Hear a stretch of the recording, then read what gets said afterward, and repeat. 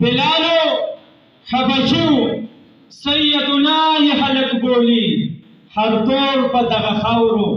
لغړېدلو ښایسته کېږي او دا نه چې مدینه کني اول نه مدینه وه دا نه چې مدینه کني اول نه مدینه وه یثرب نه مدینه شوه ستا په تللو ښایسته کېږي او زما سلام په ځان منظور که ای محبوبه صلی الله علیه وسلم زما سلام په ځان منظور که ای محبوبه عمل د درودونو په لوستلو ښایسته کېږي اللهم صل على محمد في اول كلامنا اللهم صل على محمد في اوسط كلامنا اللهم صل على محمد في آخر كلامنا محترم قابل قدر ذي وقار علماء کرام حضرت شیخین کریمین اور معزز طلباء کرام کما موضوع چې راکړی شوې ده سیرت متعلق سره دا ټولې دنیا ته پته ده چې رب کریم محمد عربي صلی الله علیه وسلم لا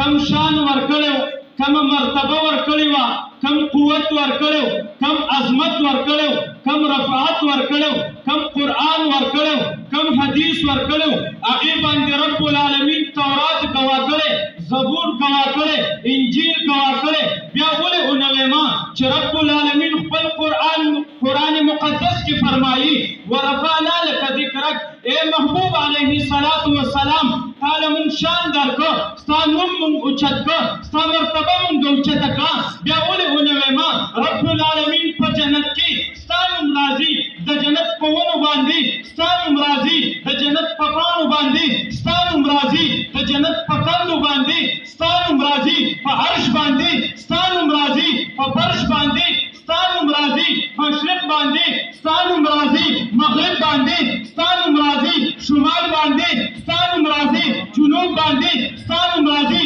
بیا ولې ونویما هغه پیغمبر کله چې آدم علیه السلام پیدا شو ټول فرشتو آدم علیه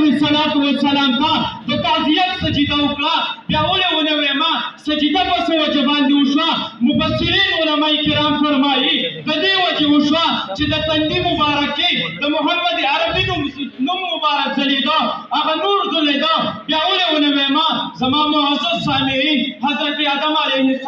السلام محمد عربي له راځي ای د الله پیغمبره ما مشرق وکته ما مغرب وکته ما شمال وکته ما جنوب وکته ما جنت وکته ما د جنت پاڼې وکتې ما د جنت کندې وکتې ما عرش وکته ما فرش وکته ما د حضرت آدم علیه السلام 40 سال چراغ فریاد وکته ما د ابراهیم علیه السلام د اور ننداره وکتله ما د عیسی علیه السلام ننداره وکتله ما د شعیب علیه السلام ننداره وکتله ما د ابراهیم علیه السلام ننداره وکتله ما تمام 124 انبیا چند پچند کړو خو اے محمد عربي تاله چې کوم رب العالمین حسن درکړی کوم جمال درکړی کوم عظمت درکړی کوم رفعت درکړی کوم اخلاق درکړي دي داسې ما چیرې پیدا